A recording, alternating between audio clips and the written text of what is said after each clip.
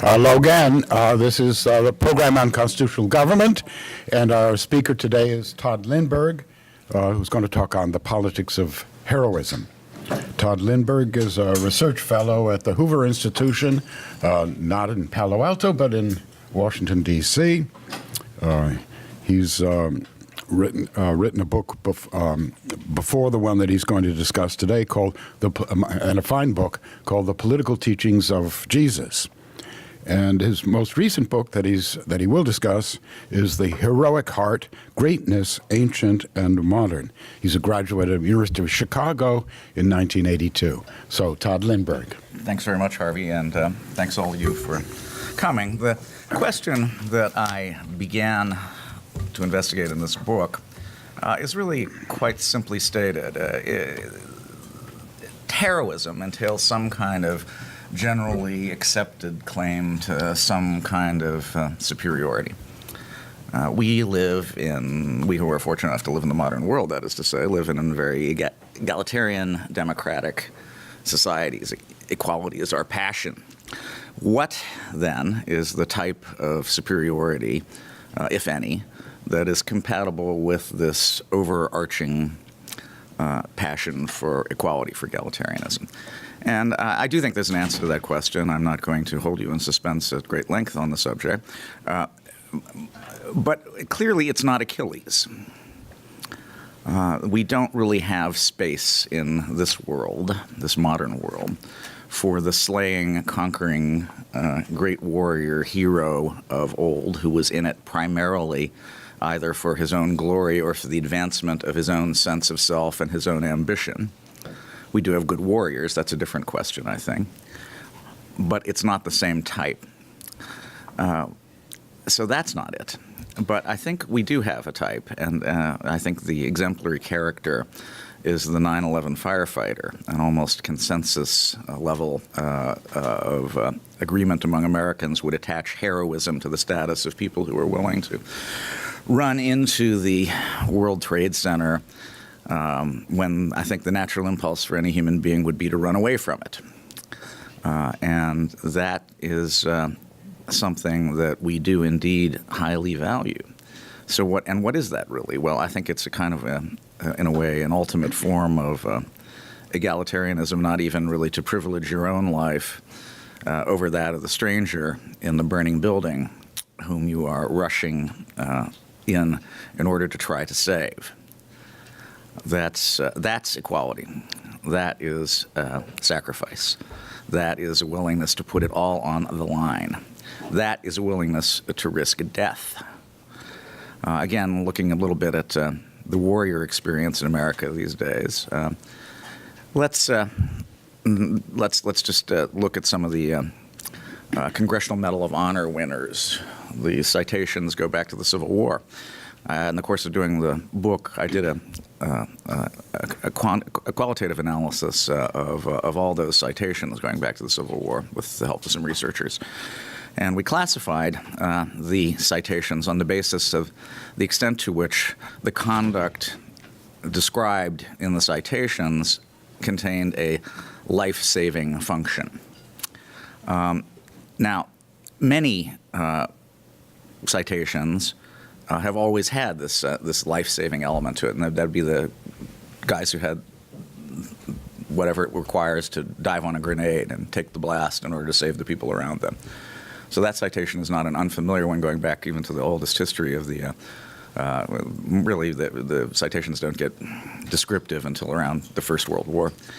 But there were other types of citations, and for purposes of simplicity, I'm going to call them the Sergeant Fury kinds of citations, where the guy charges up the hill and into the machine gun fire coming out of the German pillbox and engages in a hand grenade duel, kills the people inside, is wounded, advances farther up the hill to the next pillbox. I'm just insanely.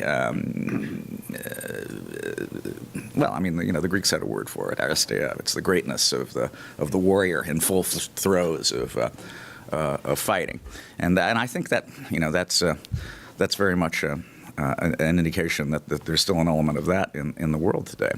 But two things. One is that we don't see those types of citations anymore in Congressional Medal of Honor citations. All the citations, really, especially since the end of the Vietnam War, have had a very prominent life-saving component involved in them. So, in other words, it would be about a guy who exposed himself to enemy fire and possibly was even killed in the course of it in order to try to rescue a fallen comrade who was on the ground.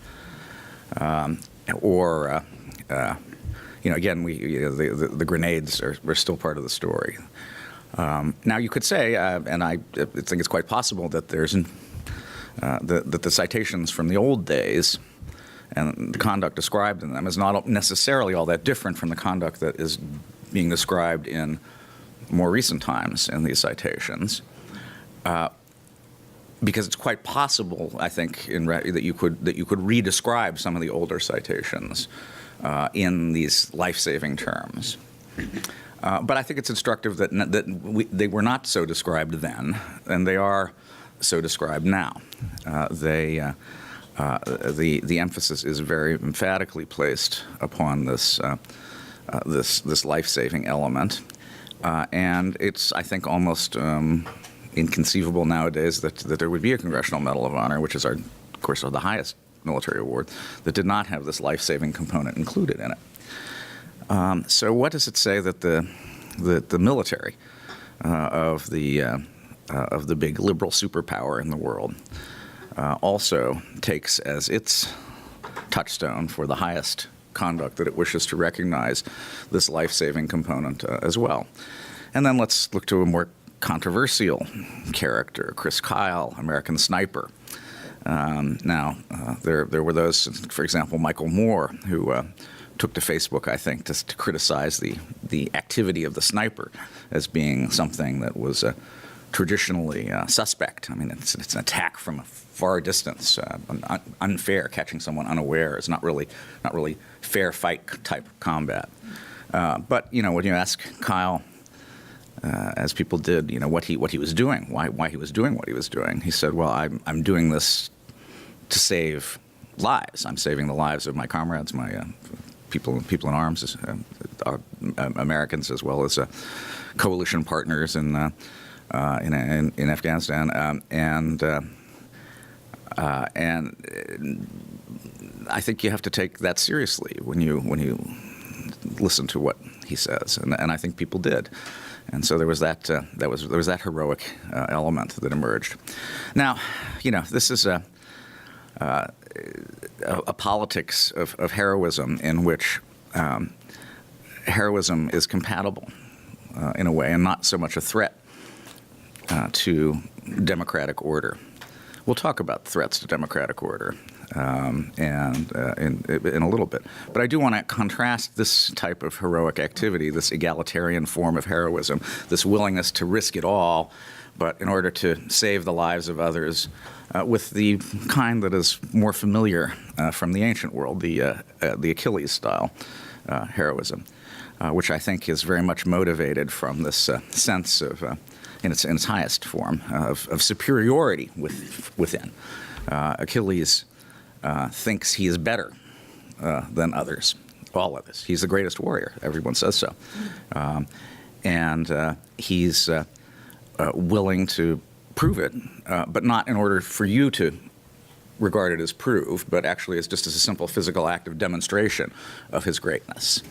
And but there's a problem here, as we know from the Iliad, and that's that it's up to the hero to decide whether he's going to be participating in the activity you have him signed up for, namely the Trojan War, or whether he's going to go sulk in his tent because of a slight that he believes he has suffered at the hands of the greatest king, the Lord of Men, Agamemnon. So I've called this a kind of inner-directed heroism, beginning with a kind of sense of greatness. I admit freely that I'm importing a modern term to describe this, but I think it begins with a sense of self as superior, If there is an appetite for glory that arises from this sense of self as superior, as sometimes there is, it is an appetite for glory that begins in superiority, and which glory is a subsidiary quality. It's not per se glory. Everybody might want a little bit of that, but it's what's due. It's due because of superiority. And I think that that's the Achillean character. Now, what we know from this, first of all, in the political problem is this. We have the greatest king and the greatest warrior as two distinct individuals. They are not united. And that's a big problem. There's a clash. Achilles is Agamemnon's biggest problem, and may, as a result of his decision to go brood in his tent rather than join the fight, may cost the Greeks the war.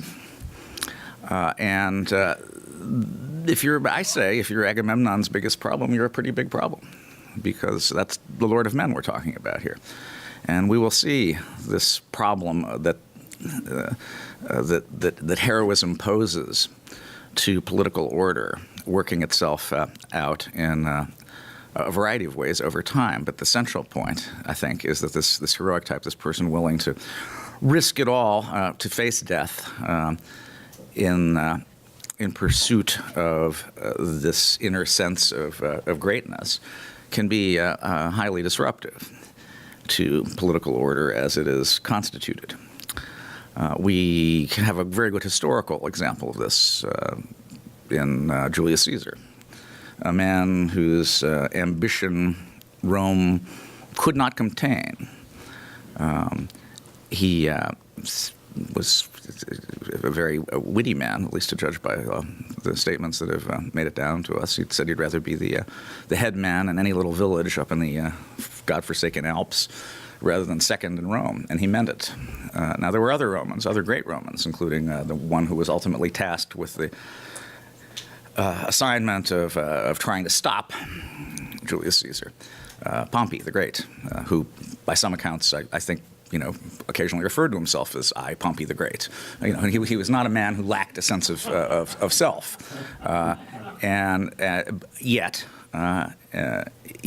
it turned out that he had no particular ambition for himself that Rome could not fulfill. He had all the honors. He had all the triumphs. He was called Pompey the Great. This was not a title handed out lightly.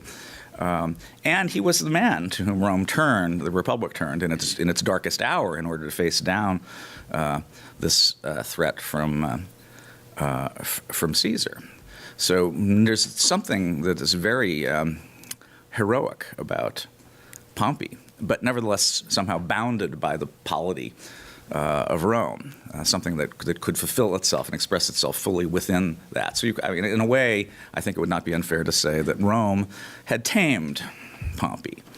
It would not be necessary for him to try to overthrow it in fulfillment of his inner sense of self. It was more contained. Whereas for Caesar, there really was no alternative. Some have criticized Plutarch for reading Caesar's monumental ambition too far back into his early career, but there may be some truth to that. But that there was a great fire of ambition burning within Caesar is not in doubt, and so we see just exactly how disruptive this heroic temper can be. It's a temper that, admittedly, the Republic in the first century BCE had serious political problems and structural problems, etc. So it was not the Republic at its peak 100 years before, but nevertheless it was something that stood in Caesar's way, and so he destroyed it. He pushed it over, and this was a tremendous act of political destruction that happened to be accompanied by a tremendous act of political creation, namely establishment, more or less, of the Roman Empire. He didn't really long survive the doing of that, but what he had done could not be undone by the people who succeeded him. And So we see, on the one hand, the hero destroyer, the supreme threat to political order, and then we see the hero creator, the founder of political order. So we have unparalleled acts of destruction, sometimes accompanied by unparalleled acts of creation as well, in terms of political organization. So then you see a sort of temporary resolution of the problem of the hero and the problem of the king, which is the merger of the hero and the king. Maybe in the cases of the founders of states, maybe in happy circumstances of succession. Alexander the Great had a very good education by all accounts. He kept the copy of the Iliad that Aristotle had given him under his pillow or whatever it was while he was conquering the world. That was an indication of, I think, a good sort of education. So we have the merger of the hero king and someone a young king who is trained up to the heroic qualities that are required to do something like conquering the world, which is no small feat. And so that's one way, the founding another way. But there's still the difficulty of what happens when the heroic type emerges to contest the political power of a king, whether heroic or not. And I think in the course of this book, in addition to the study of the various heroes, I'm essentially trying to give you a kind of a genealogy of politics, if you like, a kind of an account from the top down of how political order evolves from rule by simply the strongest to other types of rule to the kind of democratic order that we have today. This is, in essence, a way of addressing the problem of the hero in politics. So let's skip a little bit forward to the Knights of the Round Table. Probably a mythical story, but I like myths. I think they tell us a lot about things at times. As the alternative rock band Red Gold Green say, some stories are true even though they never happen. And I think that the Round Table is a good example of that. So what's this Round Table about? Well, this is, according to the Arthurian propaganda, it's about a system of equality in which Arthur is first among equals, whatever that means. So we rather than having a descending place of rank order, beginning with the king, we have a circular arrangement which shows everyone more or less, not quite equal distant. And of course I did characterize that as Arthurian propaganda for a reason, because there's no doubt who is king under these circumstances. It is Arthur. There is no doubt that the people sitting closer to Arthur probably are the ones to whom he is closest. He has his favorites, Bedivere and Gawain and such. So there's that element that needs to be taken into consideration. But I think more to the point, in establishing this kind of the system of feudal rights among an aristocratic group of knights around the Round Table, what Arthur does is establish a system in which the primary relationship of each of those knights is with their sovereign, and any offense that one knight might take and seek to act on in relation to another would also be perceived by the king as an offense against him, therefore escalating the price. Because if you get your barons warring with one another, there are a couple of possible outcomes, some of which are quite bad. Namely, one of them will end up winning and being the strongest and will then come for you. And this is not an attractive proposition. So if you subsume these potential passions into an order in which the right is rights are conveyed, riches, property, authority, but only contingent upon the acceptance of this binding personal relationship with the sovereign, it seems to me that you that you have a decent attempt at a solution to the problem of the hero in politics. And I'm quite certain that when kings saw their knights engaged in roundtable games, jousting with each other, they were happy because these were games.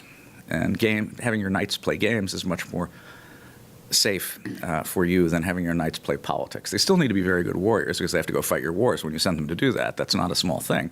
But in the meantime, we have a system that attempts to organize that and keep it contained. Now, this doesn't always work, obviously. Wars of the roses, that kind of thing.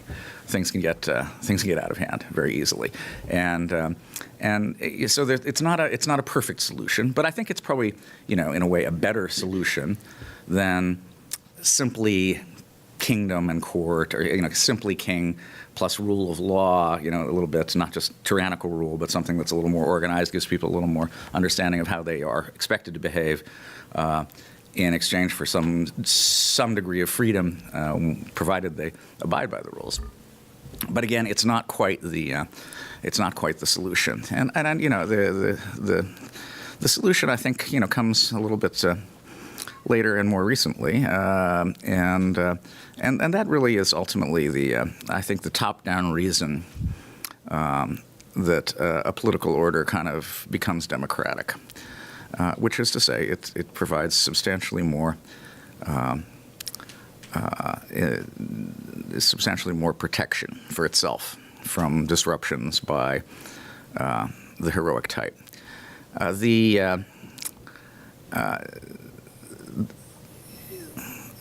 What you see in our world, people who are the most potentially capable of disrupting political order are, in a way, the least inclined to do so. The single most trusted institution in the United States is the U.S. military.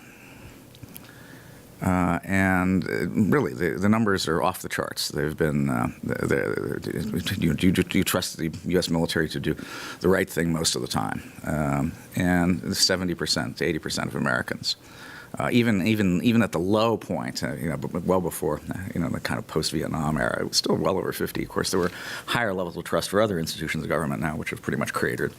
But the military is, and we occasionally go to movies like, the classic 7 Days in May, in which there's this elaborate, military coup being plotted at the top echelons of the generals and the Joint Chiefs and such. But I think that too is an illustrative example, not of the danger that the military poses in our society today, but actually of the opposite.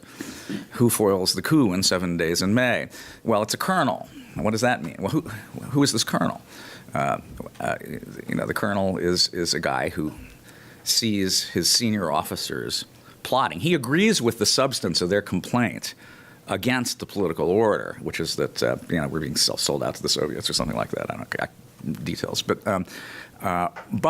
he he doesn't want to participate in this military coup. He is fully vested in the politics of our democratic society, and I think that is highly characteristic of colonels in the United States military today. Why would they risk everything in order to have their own personal rights subsumed to some mercurial general who's decided that he ought to be in charge of the place? There's just not really much in the way of Bonapartist tendency in the U.S. military today, and I submit that this is unusual historically, and again a kind of an indication of the extent to which this heroic tendency, the dangerous element of it, has been to some significant degree tamed. Now, usually when we tell the story of the development of democracy, we tell it from the bottom up. It's this spirit that starts bubbling among people, and as we say at Stanford, die Luft der Freiheit weht, excuse me. The air of freedom is blowing, and there's I think there's an element of that in Tocqueville's descriptions in Democracy in America. It's certainly, Nietzsche perceived it and despised it. But there was always sort of the question of how exactly does it something that was in Nietzsche's view lower might actually take down something that Nietzsche thought was higher, namely this sort of aristocratic virtue. And it was a good question, because how does something lower take down something higher? Well, what I'd like to suggest is that, in the first place, I would reject that particular categorization of lower and higher. But I would like to say that that in a way, as to the extent that we can say political order is a thing, with some sense of itself and some consciousness of itself, it becomes more conscious of threats to its continuation and adapts. And the adaptation is in the direction of democratic and egalitarian order. It's a solution, maybe an imperfect solution. We shall see. If you would like to characterize this as a kind of Hegelian, Kojèvian resolution of the problem, I would have no great objection to that. But I think it's the way we live now. And so I've deliberately saved all of my Donald Trump heroic material for the question and answer period, and so I'll stop now, and when we can take it from there.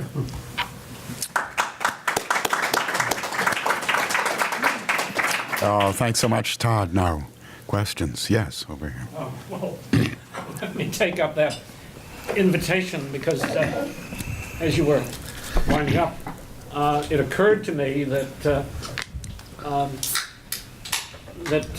I haven't discussed this specific point, I guess, with Harvey, but I suspect that he and I might also agree, not only in being terrified by Trump as president, but I think not being completely terrified, that we probably both have enough confidence in America's nature, traditions, history, to believe that the country could successfully survive even a President Trump. In other words, that our nation has solved what you term the problem of the hero so well. I may be the only person in the room who's read the novel of the 1930s called It Can't Happen Here, about a dictatorship coming to the United States. But I guess what I'm really arguing is that our nation has solved the problem of the hero, we hope, well enough so that Bonapartism cannot happen here. Your thoughts, please. Thanks. Well, I think it's a very good question. Now, the last chapter of my book actually throws cold water on the entire thesis that I've been developing, raising the question of whether it can indeed happen here. And unfortunately, I think that there is there's a kind of an interesting empirical example of this, and it's Germany in the 1930s. I don't say that those conditions are parallel to what we have at the moment. But you had a weak liberal government that was unable to withstand a concentrated assault by someone who was bent on acquiring absolute power. So I think that the way I put this toward the end of the book, which was actually written, of course, well before the Trump phenomenon, was that there are two basic problems. One is related to the exterior of what I call the modern world. Which would be the kind of Bin Laden problem, a heroic type, indisputably, obviously motivated by an inner sense of greatness and purpose. And also, someone whom millions of people around the world do regard as a hero. So this is not this relative safety of the modern world itself in terms of its ability to prevent such a character from emerging, is not proof against assault from outside, and that one must be very aware of that. Some people think, well, modernization theory is we all get richer, we kind of deal out the possibility of any of these things representing serious challenges, et cetera. Well, if modernization theory is true now, then it was also true in 1934. So, I mean, that was a pretty big bump in the road toward modernization that followed from that. And then, there's the internal question. Does somebody is there potential in circumstances that I would have thought would have had to be considerably more dire than our current circumstances, but say, a decade of no economic growth and escalating crime rates and people, retreating into their enclaves of their gated communities, the ones who had the money, and everybody else being more or less left alone in places where the police don't even really go. And then suppose somebody appeared on the scene saying, "I can help. I can take care of this for you. We can work it out. We can." We would not call that person the leader, because that term is fraught. But there might be a point at which you could see the possibility of a democratic society getting interested in saving itself by giving up the qualities that make it liberal and democratic. I think these are continuing sources of worry. Even at the end of history, there are two camps: the people who think that it's the end of history, and the people who say it's too soon to tell. And this is a problem. Now specifically in relation to Trump, look, is there any doubt that when Trump looks at himself in the mirror, he sees a heroic figure? Somebody asked me what I thought Trump might think of Achilles, and I said, well, I think if Trump thought about it, he'd say that if Achilles were born today, he'd want to grow up to be Donald Trump.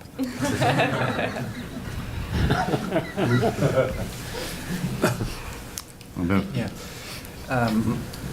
You have talked about Achilles, referring to ancient heroes, but what about Odysseus? Because Odysseus is a hero too. Yes. And compared to Achilles, he is the clever hero, the Polymathus, Polytropos.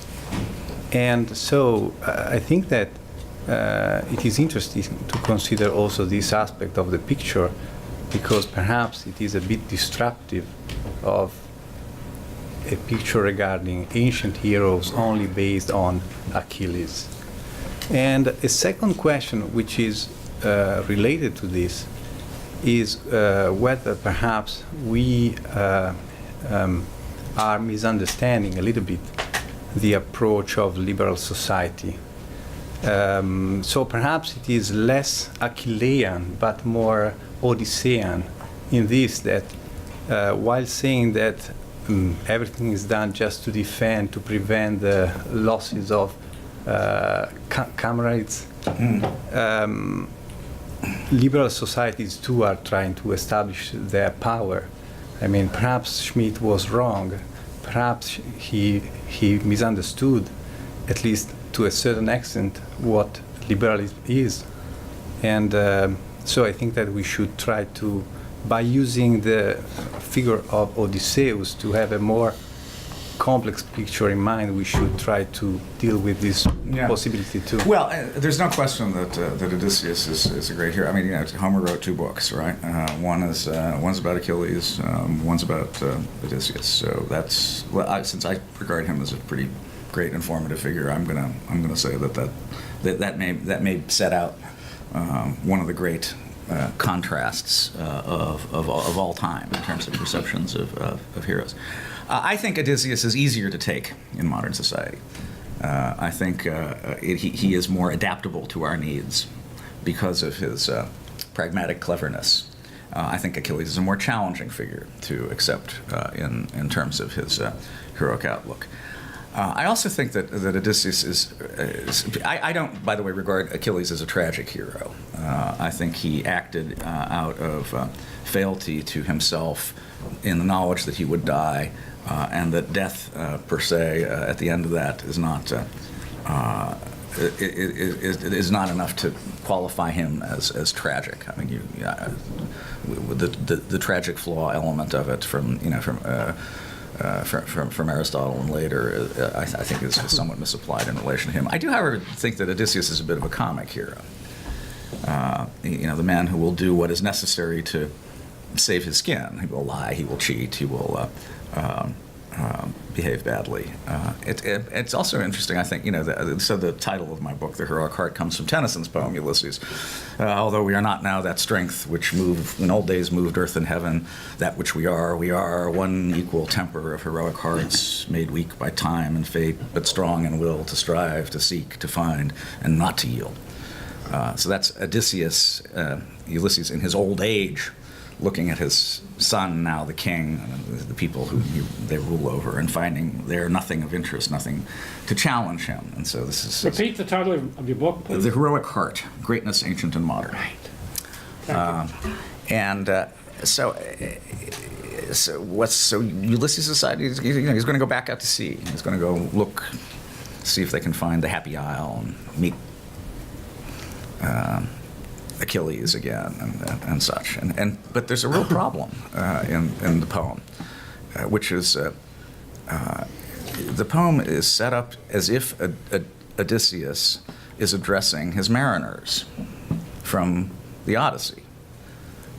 But they're all dead. He left. He didn't save them. He saved him. That was priority number one. So I think that it's more complicated in both ways. I think it's a little too easy to find Odysseus to be wholly attractive, and it's a little too easy to find the defects in Achilles these days. So I would argue for a balanced perspective. As to who's the greater hero, I think that Odysseus is more or less the exceptional type. But by the way, I've talked a bit about the saving hero, and I should mention that, of course, the saving hero is not a new character in terms of someone who emerges only with the modern world and democratizing egalitarian elements. The saving hero goes way back too, and my example of this actually is from the Iliad, and that's Patroclus, who was suicide charge into the battle, and eventually draws Achilles back into the fight. It immediately draws Achilles back into the fight, which allows the Greeks to survive another day and then be delivered the final victory in the war by Odysseus, of course, taking place outside the frame of the book. So you see, if I were. Maybe there would be something commercial in how Patroclus saved Western civilization or something like that. Although frankly I doubt it. But it might be worth a try. I mean, if they tried it with the Irish and everybody else. But anyway.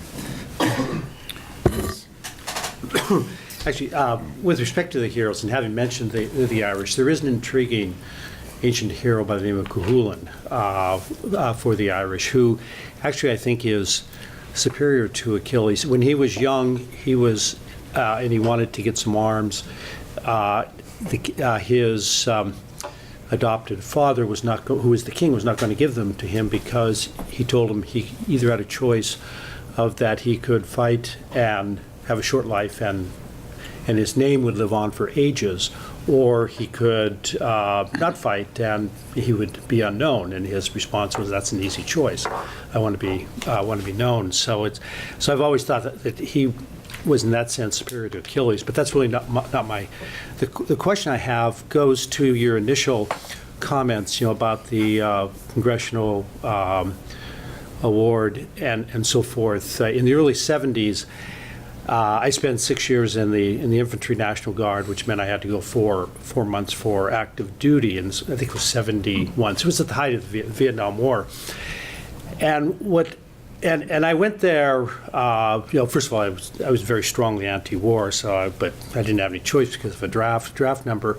But I was really anticipating what was going to be the basic message of the training.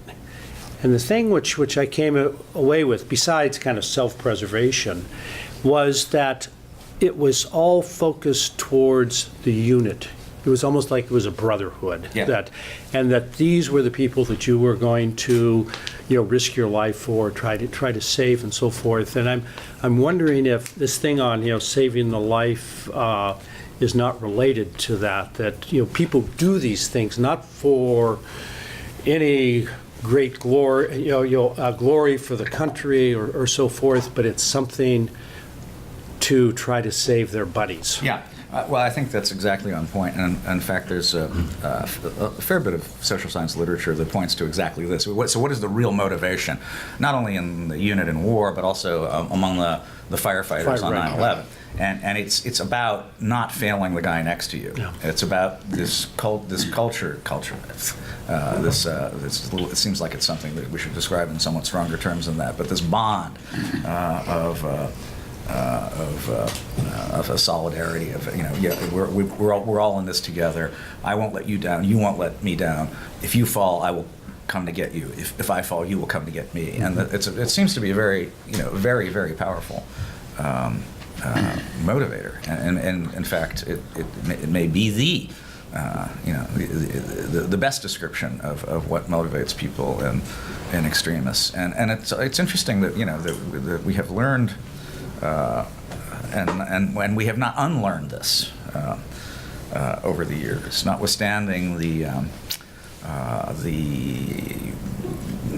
extraordinary impetus toward individual autonomy that comes with liberalism, et cetera, that this is still something that can coexist alongside it and defend it, which is obviously pretty important, unless liberalism is ultimately a kind of suicide pact.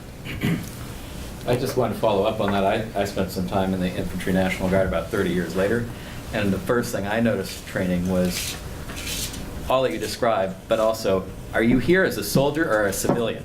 There was a real clear distinction. What was meant by that distinction? You don't show up jacked up as a soldier. Civilians don't care how they dress. You stand a certain way. Civilians don't care how they stand. You look out for the person next to you. Civilians don't look out for each other. So, in other words, you're defending something, but from a position of superiority. I mean, I would put that as a challenge to the I think that's fair. Co-option of this. Yeah, Not that anyone's going to follow some general to take over the government, but saying there's something superior about this commitment to what other people, especially in a realm of choice. Well, I don't think where you're not. I think your point is excellent. I don't think there's any doubt, but that special forces operators in the U.S. military have a strong sense of their superiority as fighters. But do they then subsequently attempt to attach a status to that transfers from this realm where their superiority is desirable and recognized into a broader claim of superiority that they would assert publicly against egalitarian claims of others? I don't really think so.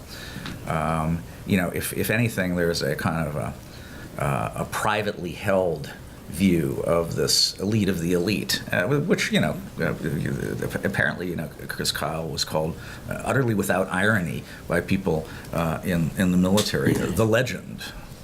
I mean, can you imagine someone at Harvard being called the legend entirely without irony? I don't think I can make that. So I just add one comment to that. It's probably why when I was in basic training, my company commander repeatedly told me that my problem was that I thought like a civilian. I had gotten this was just as they were going into the voluntary army, so they had set up, it had been mandated they have councils, trainee councils, so I got myself elected to it, which meant that on a weekly basis I could go and complain to the company commander about everything. So repeatedly that was his response to my complaints, as I thought like a civilian. Let's hear also from Alex another strongly military spirit that goes with his PhD, and then maybe we can let the military types subside. Okay, but what is Alex going to Who say? may have participated He's been in the Israeli army. killing someone with an artillery shell from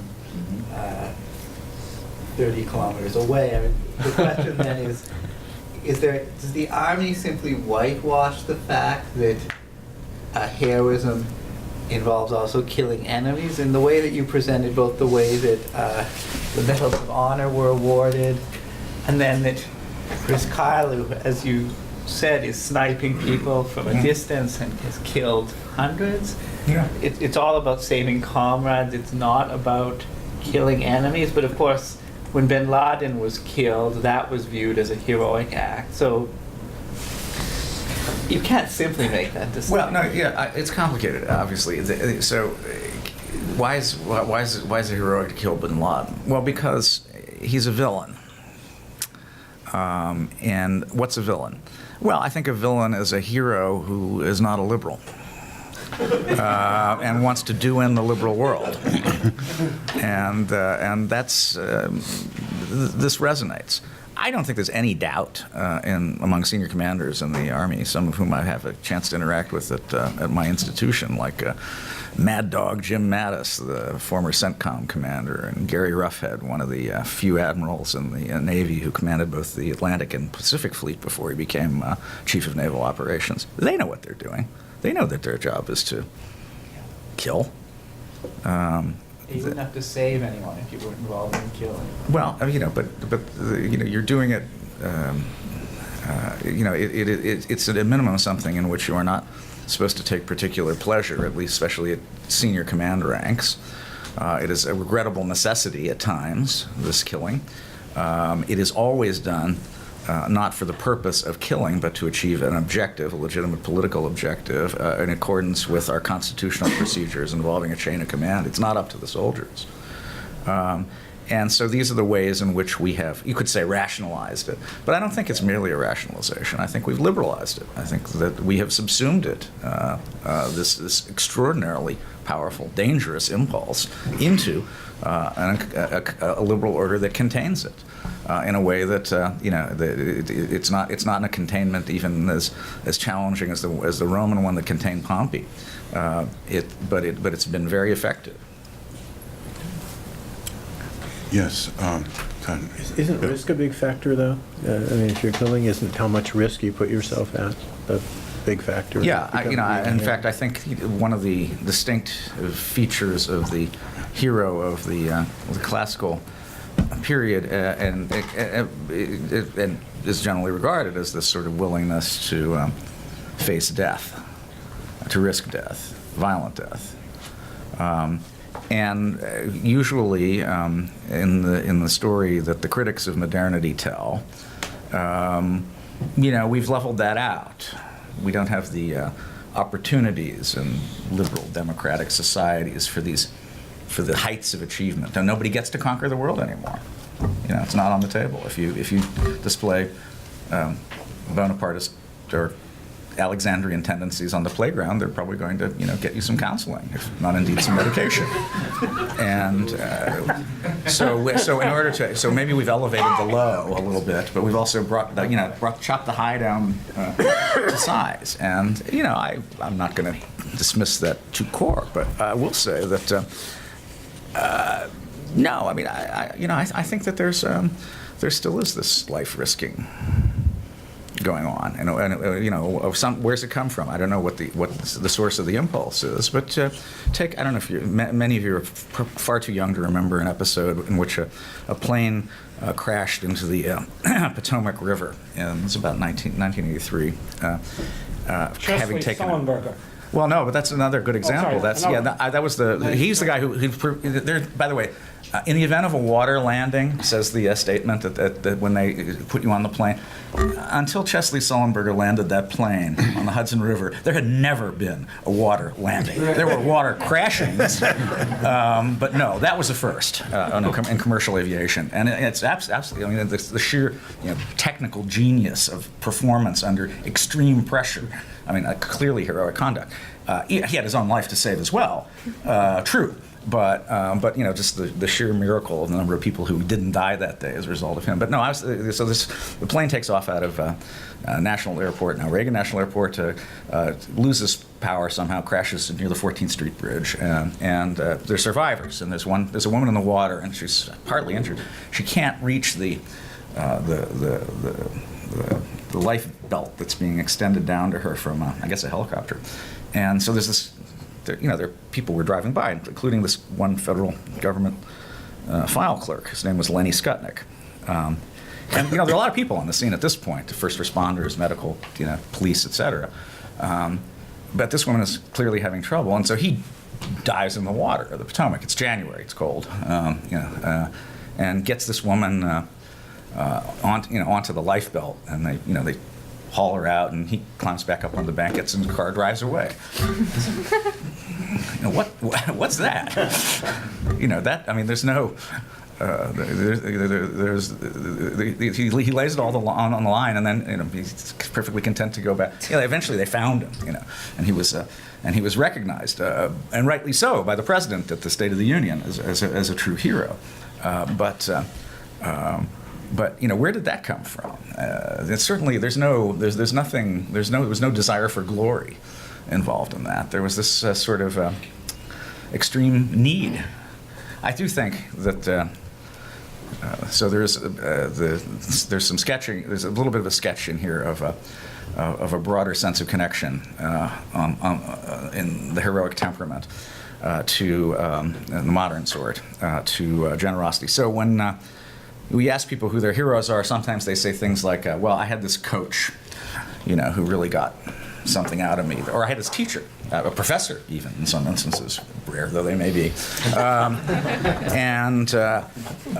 Somebody who really kind of gave me more than, I thought I had coming to me.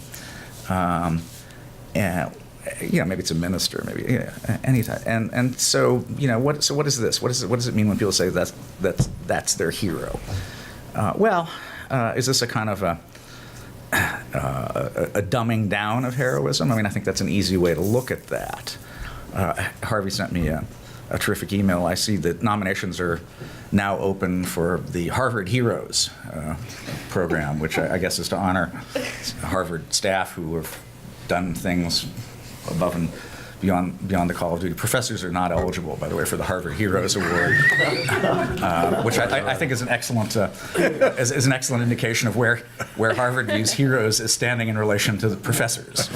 Lower Why is aren't the professors answer. eligible? That's discrimination. I think that They're all heroes. I think we'd have to go back to some of my comments about the aristocracy in order to appreciate that more fully. But is it a dumbing down? No, I know. In a sense, I suppose, but actually, I think it points to a continuum. It's a continuum of generosity. In its most extreme form, it's Lenny Skutnik. It's the 9/11 firefighters. It's people who are who are willing to end some. 356 firefighters died in the 9/11. But farther down the rung, the rungs of the same ladder, the first step is this kind of generosity of spirit beyond the call of duty that people sometimes exhibit toward one another, and then you can find this sort of caring will, I called it, expressing itself in greater and greater degrees of difficulty and challenge up to the ultimate, where you give your life for the stranger. And I think that's a very powerful human impulse, and one, frankly, that has stood in its current form in a way that, say, the will to power has not persisted in the form in which Nietzsche described it over millennia. Martha, what do you got? Sure. I don't want to take us too far afield, but I'm wondering about your understanding of a hero, and I'd like also to remove it somewhat from the military context, or wonder if you would. And I'm thinking specifically of Socrates and Thomas More, and I'm wondering if one could be heroic not by killing but by dying. Both of those men were self-regarding in the sense that you suggest, or had self-respect, and their deaths certainly, or their lives more particularly, I suppose, were a challenge to their respective regimes. So I'm just wondering. Yes, no, you're right. I think you're absolutely on point. Socrates is a great character. There's another book on heroism recently came out by a guy called Ari Cohen, Kohen, which you should order alongside my book. And it makes the argument that the death of Socrates is an example of this sort of service to others, a death on behalf of others, a willingness to accept death for others. I am not fully persuaded that that's the best example from the classical world, but I do think that you could make the case that, and as people have, that Socrates' death was a service in a way to philosophy and its ability to endure. Other examples, well, I mean, there is somebody whom some billions of individuals alive today call savior, and I think that's an example as well. There's it's not always martial, and I think I think one of the stories that I enjoyed telling in the book was that of Lucretia, who, in order to prove her case against the son of the king of Rome who has raped her, kills herself. Having Tuscan king, wasn't it, Tarquin? Yes, Tarquin was the heir to the throne of Rome during the days of the kingdom. And in fact, the political disruption set in motion by, not intentionally, I don't think, but by Lucretia's actions, actually led to the overthrow of the kingdom of Rome and the establishment of the republic. So there are instances in which this kind of sacrifice is every bit as politically influential and decisive, I think. So yeah, good, very good. Yeah. Oh, listen, Todd, I always speak up for women, and the Yes. mention of Lucretia,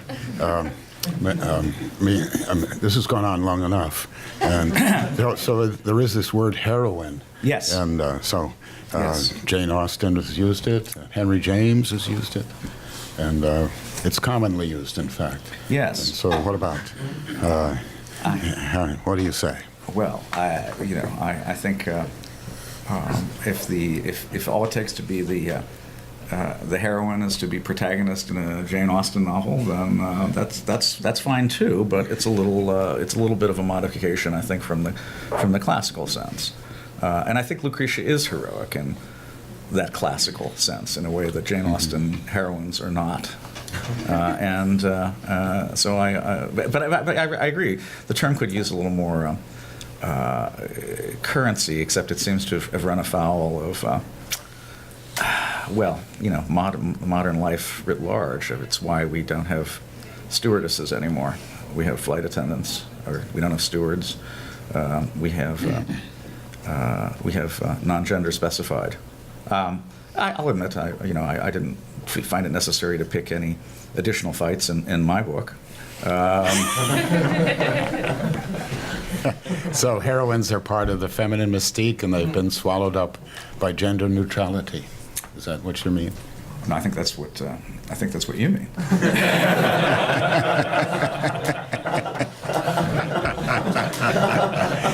Very good. Dan, or Carly, Carly and then Dan. Why is it, do you think, that even today, when I mean, I was struck by just how private modern heroism is, right? We don't know the names of the firefighters who went into the Twin Towers. I mean, you can look them up, Yeah. but, we'd all be hard-pressed to name any of them, and yet we still regard them as extraordinarily noble. Even today, with the taming of the passions and the heroic passions that you've mentioned, heroism still seems to require risking death. So we haven't gone so far as to just only regard, so say, people like Steve Jobs as heroes, right? But even in the modern age, for some reason, heroism has to require facing death and maybe dying, making that sacrifice. And so whether, or being willing to make that sacrifice, I suppose. And so I'd just like to ask you to say more about whether you think the life-saving emphasis for modern heroes is really the most important thing, or is it sort of the willingness to make this noble sacrifice that is just as important? And if so, is what's going on that we're just less clear about it now than maybe they were in Greece and maybe Rome? And how does that affect the rest of us politically, not just the heroes, but those of us who live in? No, that's very good. What I would say is, in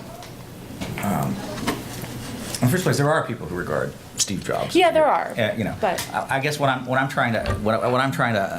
trying to isolate was what I would take to be the highest form of heroism, characteristic of the ancient world and of the modern world, and to note the differences and the similarities, frankly. And to me, the fundamental similarity at this extremely high level is the willingness to face death and to do, in the face of death, what others would not do. And that's the top. But it really is just the top of the staircase. And I think there are other forms of heroism below that. Some people do things at great risk to reputation.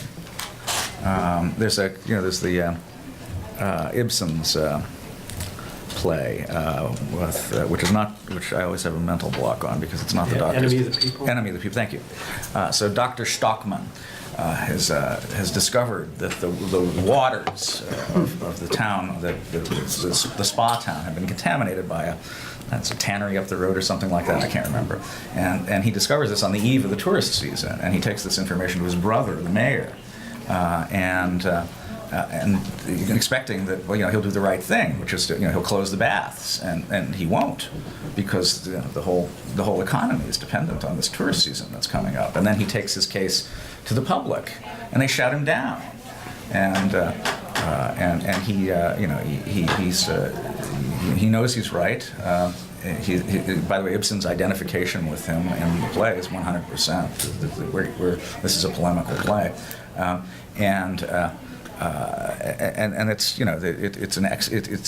he is heroic for his willingness to speak the truth at personal risk and adversity, and so I think that certainly is conduct of a kind that is heroic, even if not immediately life risking. Now maybe it's a notch down,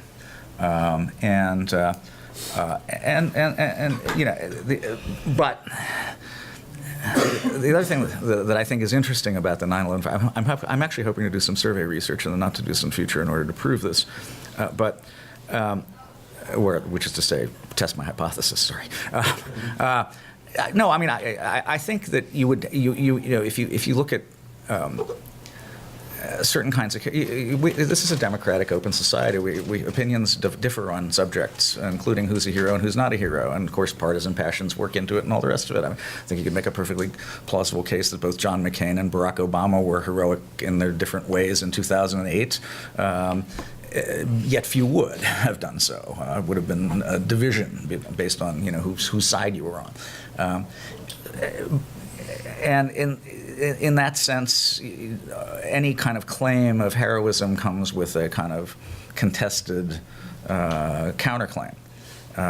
except the 9/11 firefighter, and that would be my point. If there's a figure whom 90% or more of Americans think is in principle is not in principle, in fact, heroic, then I think that means something. That tells us something. It tells us about what we value once we get past all the things that might divide us. Dan. Thanks, Todd. I'm struck in your title of the book, The Yeah. Heroic Heart. When I Yeah. hear the word heart, I think much more of the Hebrew lev than I do of Greek care or kerdo. Yeah.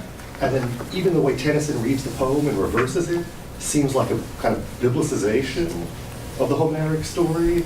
And then how many of your examples, building on that, are sort of other-directed, dying for the stranger, generosity of spirit, a will of care, and just a few minutes ago mentioning kind of Jesus. And I'm wondering if you could say more about the effects of the biblical dispensation on heroism. You seem to have sort of two categories. The military ones, which seem sort of classical, aristocratic, warrior, Aristotle's discussion of courage and the ethics and how echoes of it. And then this other group, which seems somewhat more bourgeois, more humble, closer to us, and yet more resonant, which all seem vaguely biblical to me. Question mark. I'm not sure where to go with vaguely biblical. How biblical, and in what way? Well, if you're dying for a stranger or generosity, or think of all these things that are heir to what Nietzsche would call the ascetic ideal, whether it's humanitarianism, a saintly type, or even a great scientist, a kind of Einstein, that's a kind of hero. You seem to be grasping for a lot of these kinds of examples as well, not just the warrior. And they all seem to be animated more by this biblical spirit than by pride, superiority, dying. Yeah, that's interesting. I think that would make a good essay on my book. I'm not sure if I have an answer to it. Will you publish it? I'm out of the editing business, unfortunately. But no, I think that is very interesting. One of the things I realized actually as I was facing up to the prospect of writing this book was that in principle the research agenda for a book like this is infinite, and I could easily have spent another 20 years collecting matter and developing cases and testing the kind of limits of what I'm saying against some other things that one ought probably to have considered including, and I'm not done with the subject either. There's not enough. Frankly, there's not enough to criticize book. The Maoist used to say, "Criticize self." There's not enough non-Western stuff in here. There's Gilgamesh, which I think is a fantastic story, and very interestingly parallels the relationship of Achilles and Patroclus on the one hand, and Gilgamesh and Enkidu on the other. There's not enough. There's not enough non-Western stuff. There's not enough biblical stuff. I really wanted to spend a little bit more time with looking at heroism in the Hebrew Bible in particular. But stories for another day, I guess. Louis, and then Peter. Just on the question of what motivates heroes, would you say that heroes, even those like Achilles, are always ultimately motivated by some desire to benefit other people or to benefit some community of which they feel themselves to be a part, or not? No. I think Achilles is in a way the classic example of the opposite tendency. He has he knows how important his warfighting skills are, and his example is to the cause of the Greeks against the Trojans. In fact, the Trojans are at the peak of the crisis, just about to set fire to the boats of the Greeks and push them into the water. As the Greeks, game over. Trojan War goes to the Trojans. Western civilization never really gets going. That might have been an extreme. Counterfactuals are always fun, so Achilles is in a way precisely not doing this for others. But the ancient world, we tend to regard sort of Alexander the Great as a hero of the ancient world. And this, one of the reasons we do this, we were able to do this, is because that was a long time ago. And because at the time, whether you perceived Alexander to be a hero probably depended on whether you were with him doing the conquering or whether you were being conquered by him. And so none of which may have all that much to do with the ambition of Alexander. In a sense, you've got a character, Alexander, who gets adopted. I mean, he's actually the king of his people, but he's he proceeds as their man, their representative. And that's how people view him from below, whether or not that's how he views himself from up high. And so I think that's in a way the distinction, or a distinction. Lincoln called the man who saved the Union. And indeed, I do believe that he set himself the task of saving the Union. I don't think there was anything disingenuous about it. But the man who writes in the Gettysburg Address, the single most memorable speech ever given by an American politician, that they will little note nor long remember what we say here. Really? I mean, there's been a lot more forgetfulness about the people who died on that battlefield than there has been of that speech. And so Lincoln, I think, was an extraordinarily ambitious man. And heroic? Sure. I mean, I'm willing to that. But now, admittedly, now we're in an interesting category because there's some bitter enders south of the Mason-Dixon line who think he was the greatest villain in American history. And so that's not a consensus figure. I mean, it's as sort of past presidents go, it's up there. I mean, it's probably second to Washington, maybe even ahead of Washington in terms of regard that people express for him. But again, not entirely uncontested. Peter. Funny, Lincoln just came up. I was going to ask about your talk put me in mind of his Lyceum speech. Where as a young man he grappled with the question of whether truly great ambition can be content to fit within an existing order, and Lincoln found a way, preserving the existing order, at least I think by implication, if it's a good order. And you noted that Caesar was not content to remain within the Roman polity at the time. One could wonder to what extent was there a Roman polity worth preserving by that time? That's a good question.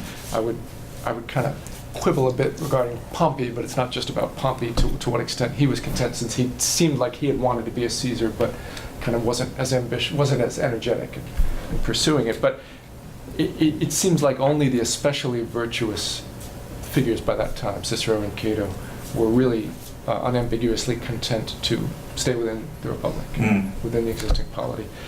But Lincoln stayed within the existing order. It was an impressive order at the time, and it held the loyalties of that very impressive man. Now we're in the Donald Trump age.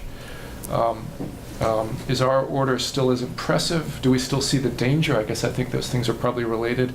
I think of Huey Long, who was probably the clearest case of an unambiguous demagogue we've had, and the danger, at least outside of Louisiana, was recognized. And FDR called him one of the two most dangerous men in America. This man who recently reminded me, the other being Douglas MacArthur. American Caesar.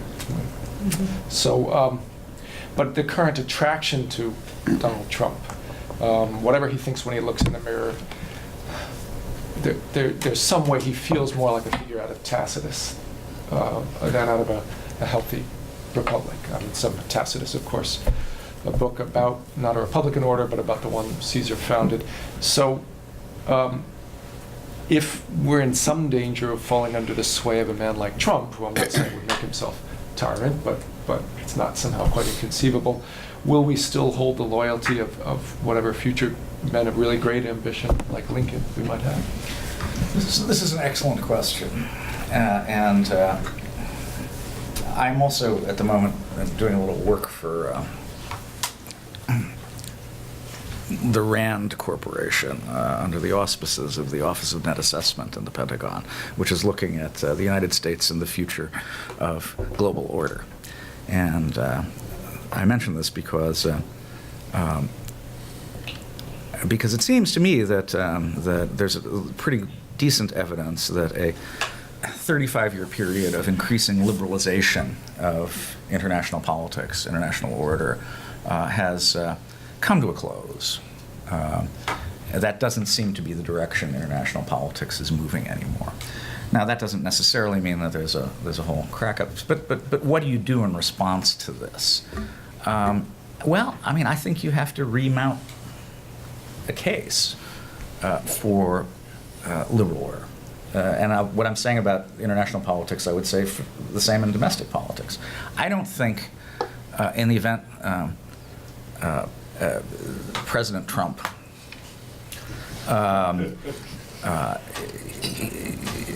attempts to assert dictatorial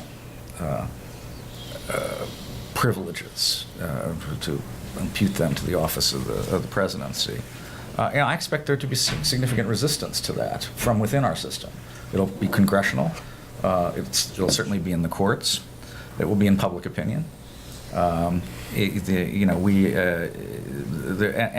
it will have a particular character, which is to say, it will be a product of our constitutional tradition, of our liberal tradition, which is to say, that will be the standard. That will be a standard that a number of people apply to him. Now, can he? Would he want to? But could he? Would he have the power to extinguish that spirit? Which is to say, and another way of saying that would say that globally would be: could you actually toss out liberal order effectively and permanently now? I'm afraid we're entering a period where that proposition will be tested more seriously than it has been over the past generation. It's been a very, very, very benevolent period in the history of international politics. We are blessed, but I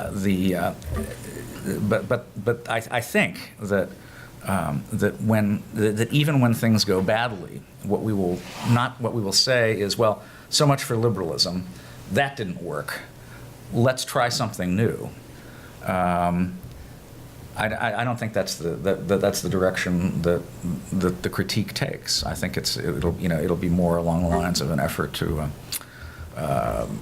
for a restoration of liberal order. And on the Lincoln case, he did trample the habeas corpus stuff and such, and he did so out of what he perceived to be necessity. I mean, there are people I'm not a scholar of either this period, but people note that in times of crisis, we have had instances, including some very severely damaging ones, like Japanese internment during the Second World War, that we have subsequently lived to regret in a big way. And to apologize for and offer compensation for, and to say, well, we'll try never to do that again. And so I mean, I think that there is substantial resilience in liberal order, and in fact, one of the reasons that I wrote this book. I mean, I suppose if it's got a sort of if it's got a secret agenda, it's not even that much of a secret. It's to try to make a sustained case for that resilience, and explain where it's come from, what its sources of strength are, and why, frankly, the people who have been so quick to dismiss it, including some of the great minds of the past couple of centuries, have been off target. Not making nonsensical critiques, but offering critiques that responded to elements of to some of the weak elements of deficiency in liberal politics, but maybe not to all of them, and maybe having not fully appreciated some of the some aspects of liberal political order. Here's a kind of theoretical question. Now I'm in trouble. What's the relationship between greatness and goodness? Yeah. Greatness seems to be above goodness. Yes. That's beyond the call of duty. Mm-hmm. But on the other hand, your title, "The Politics of Heroism," implies that there's something doubtful about the goodness of heroism. Yeah, the formal definition that I offer in the book of a hero is someone who is willing to risk death out of a sense of fealty to an inner sense of greatness.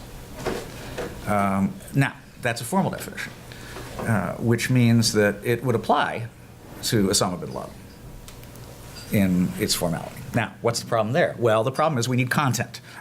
And I think that specifically the content is this vision of the good that is this that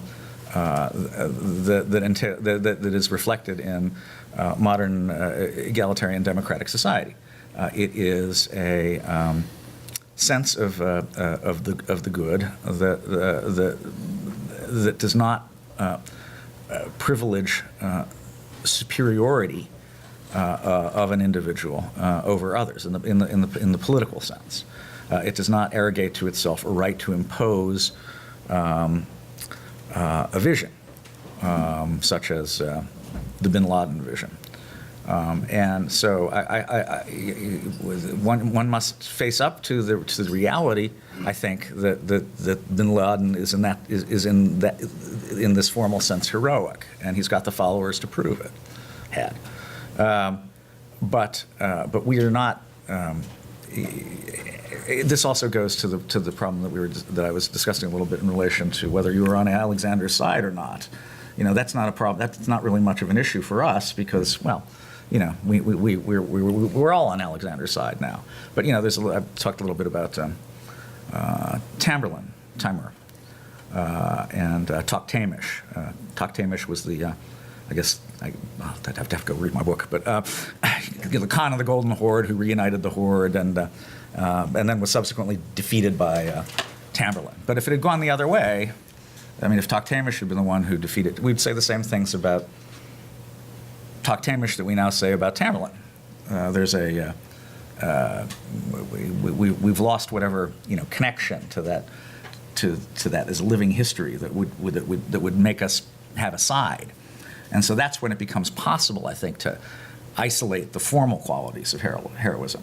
But when you get down to cases and you have to ask yourself, well, I mean, Hitler, he was certainly willing to risk everything in pursuit of an order in which he was the Führer.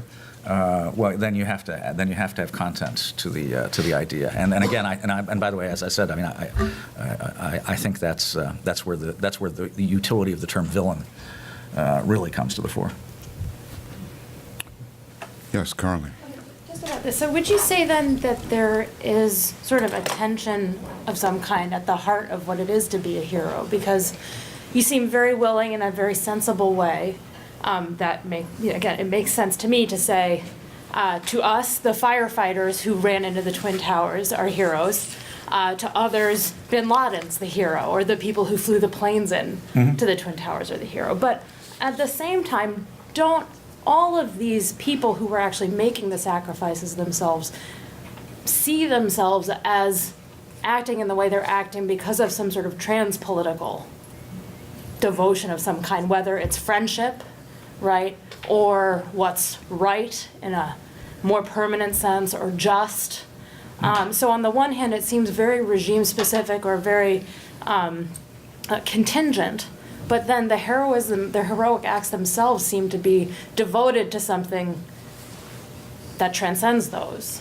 So how do those go together, you think? Or is it just a tension? I mean, I think I could go with tension just as a kind of cop-out for what is really a very interesting question. So the question would be, how political is the act, even when it seems to have political meaning, or is it coming from? Well, I think it's not that bin Laden operates with no vision of the good. No, exactly. No, I'm saying he has precisely that. But it's just not ours. And yes, I am privileging ours, and I'm saying ours is right, and I'm prepared to defend that claim against arguments to the contrary. But it's but it's going to be contested, and in that sense, you're right to say that there are different visions of the good that animate, and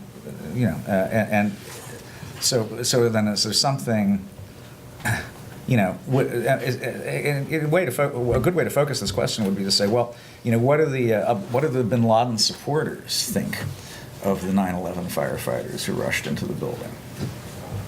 And I don't know. Maybe if you make that canvas bigger, all of a sudden what looks like a consensus within the framework of this liberal society is not a consensus. Maybe there's a view that they were traitors, they were enemies of the state. To be candid, there's now a conspicuous dissenter on the question of the heroism of 9/11 firefighters. Ta-Nehisi Coates in his book says he was, he didn't see anything especially attractive there. These are the sort of characters who terrified him in his neighborhood when he was growing up.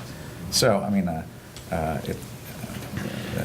It's a very good question. Does the professional duty of the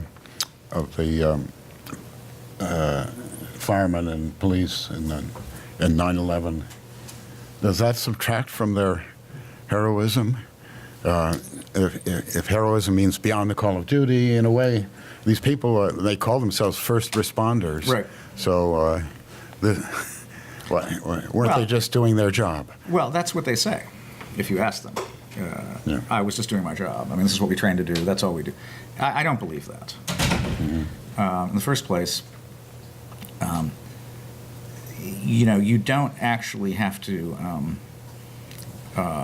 commit suicide in order to fulfill your responsibilities as a first responder. There are always lifeguards have a responsibility to try to pull you out. They do. That's part of the job. If they stand idly by and make no effort, they will be culpable for that. But they also don't have to die trying in order to get you out. If the circumstances are too dangerous to attempt a rescue, it is not required. So that's the first point I'd raise. Second point would be, well, you may have why do people become firefighters? I mean, why do they go into this line of work? I mean, I suppose some of them just are continuing the family tradition. It's a living. It's gets you out of the house. It's not a desk job, et cetera, et cetera. But, and here's the but, it's also not a line of work that is necessarily conducive to a relatively assured conviction that you're going to make it home that night.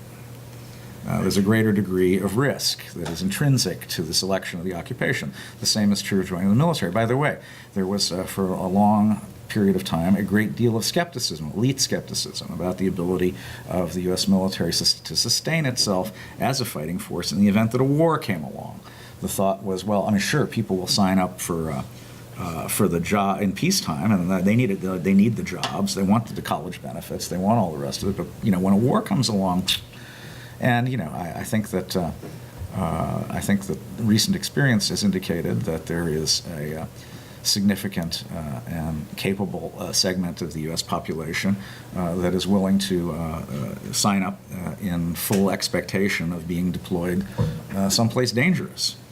And I think that's an indicator of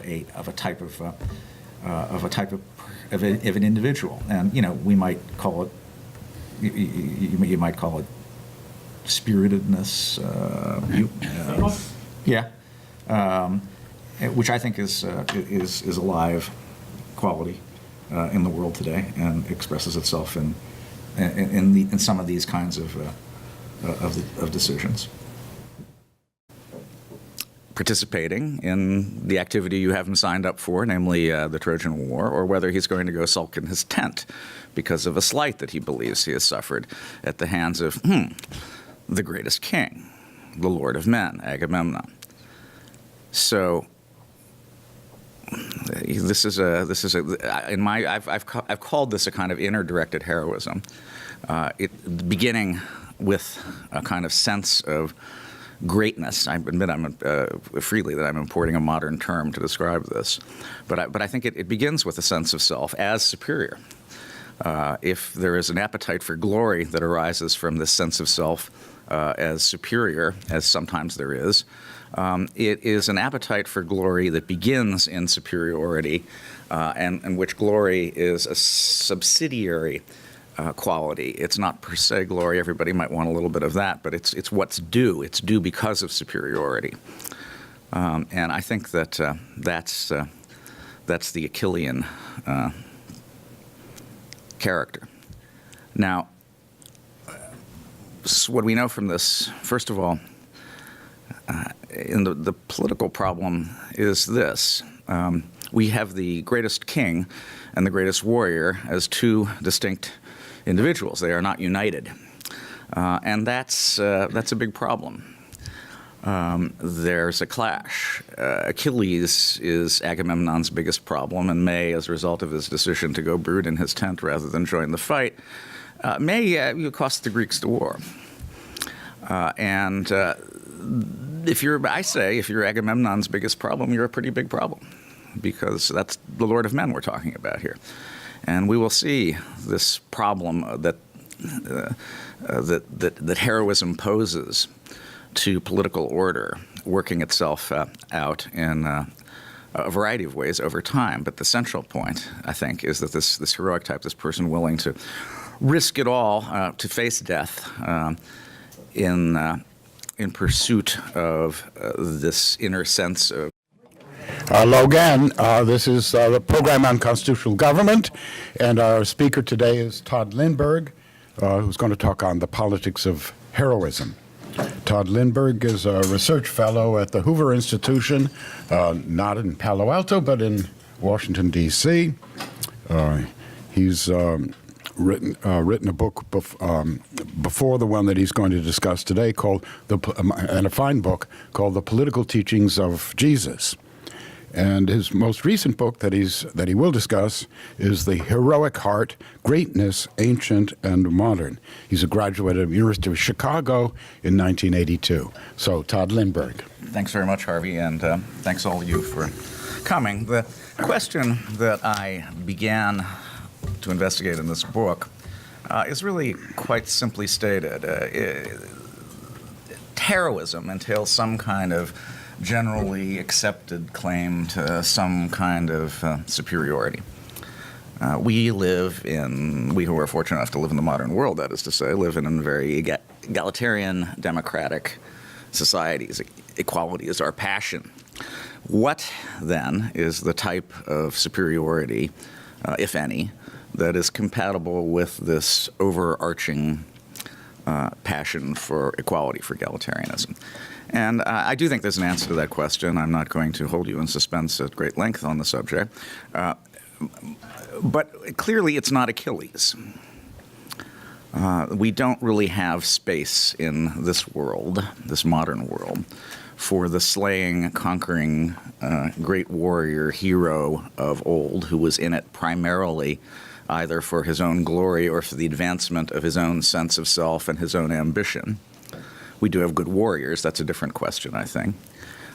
But it's not the same type. So that's not it. But I think we do have a type, and I think the exemplary character is the 9/11 firefighter, an almost consensus level of agreement among Americans would attach heroism to the status, who took to Facebook, I think, to criticize the activity of the sniper as being something that was traditionally suspect. I mean, it's an attack from a far distance, unfair, catching someone unaware. It's not really fair fight type combat.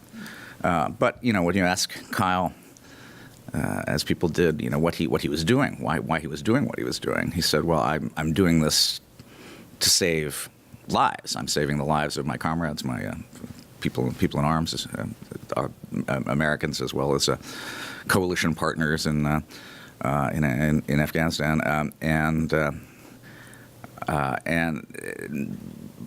I think you have to take that seriously when you listen to what he says, and I think people did. And so there was that there was that heroic element that emerged. Now, this is a politics of heroism in which heroism is compatible in a way, and not so much a threat to democratic order. We'll talk about threats to democratic order in a little bit. But I do want to contrast this type of heroic activity, this egalitarian form of heroism, this willingness to risk it all, but in order to save the lives of others, with the kind that is more familiar from the ancient world, the Achilles style heroism, which I think is very much motivated from this sense of, in its highest form, of superiority within. Achilles thinks he is better than others, all others. He's the greatest warrior. Everyone says so. And he's willing to prove it, but not in order for you to regard it as proved, but actually as just as a simple physical act of demonstration of his greatness. And but there's a problem here, as we know from the Iliad, and that's that it's up to the hero to decide whether he's going to be of people who are willing to run into the World Trade Center when I think the natural impulse for any human being would be to run away from it. And that is something that we do indeed highly value. So what is that really? Well, I think it's a kind of, in a way, an ultimate form of egalitarianism, not even really to privilege your own life over that of the stranger in the burning building whom you are rushing in order to try to save. That's equality. That is sacrifice. That is a willingness to put it all on the line. That is a willingness to risk death. Again, looking a little bit at the warrior experience in America these days, let's just look at some of the Congressional Medal of Honor winners. The citations go back to the Civil War. In the course of doing the book, I did a qualitative analysis of all those citations going back to the Civil War with the help of some researchers. And we classified the citations on the basis of the extent to which the conduct described in the citations contained a life-saving function. Now, many citations have always had this life-saving element to it, and that'd be the guys who had whatever it requires to dive on a grenade and take the blast in order to save the people around them. So that citation is not an unfamiliar one, going back even to the oldest history of the. Really, the citations don't get descriptive until around the First World War. But there were other types of citations, and for purposes of simplicity, I'm going to call them the Sergeant Fury kinds of citations, where the guy charges up the hill and into the machine gun fire coming out of the German pillbox and engages in a hand grenade duel, kills the people inside, is wounded, advances farther up the hill to the next pillbox. I mean, just insanely. The Greeks had a word for it, aristeia. It's the greatness of the warrior in full throes of fighting, and I think that that's very much an indication that there's still an element of that in the world today. But two things. One is that we don't see those types of citations anymore in Congressional Medal of Honor citations. All the citations, really, especially since the end of the Vietnam War, have had a very prominent life-saving component involved in them. So, in other words, it would be about a guy who exposed himself to enemy fire and possibly was even killed in the course of it in order to try to rescue a fallen comrade who was on the ground. Again, the grenades are still part of the story. Now, you could say, and I think it's quite possible that that the citations from the old days and the conduct described in them is not necessarily all that different from the conduct that is being described in more recent times in these citations, because it's quite possible, I think, that you could redescribe some of the older citations in these life-saving terms. But I think it's instructive that they were not so described then, and they are so described now. The emphasis is very emphatically placed upon this life-saving element, and it's, I think, almost inconceivable nowadays that there would be a Congressional Medal of Honor, which is, of course, the highest military award, that did not have this life-saving component included in it. So what does it say that the military of the big liberal superpower in the world also takes as its touchstone for the highest conduct that it wishes to recognize this life-saving component as well? And then let's look to a more controversial character, Chris Kyle, American Sniper. There were those, for example, Michael Moore,